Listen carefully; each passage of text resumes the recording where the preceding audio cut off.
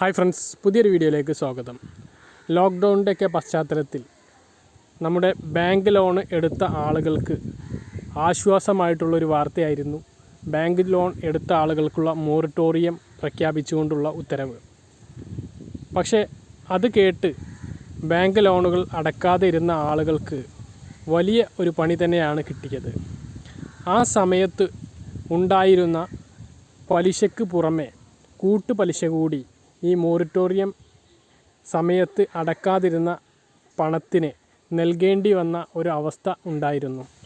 2 കോടി വരെ ലോൺ എടുത്ത ആളുകൾക്കാണ് ഇതിൻ്റെ ഒരു പ്രയോജനം ലഭിക്കുന്നത്. ബിസിനസ് ലോണുകൾ, അതുപോലെ തന്നെ ഭവന വായ്പകൾ, വാഹന ലോണുകൾ, വിദ്യാഭ്യാസ ലോണുകൾ, ഇങ്ങനെ തുടങ്ങിയ പല ലോണുകളും എടുത്ത ആളുകൾക്ക് ഇതിൻ്റെ ഒരു പ്രയോജനം ലഭിക്കും.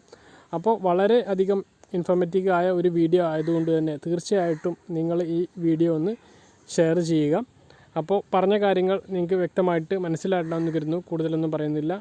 മറ്റൊരു ഇൻഫോർമേറ്റീവായ വീഡിയോ ആയിട്ട് നമുക്ക് വീണ്ടും കാണാം. അതുവരേക്കും ബൈ.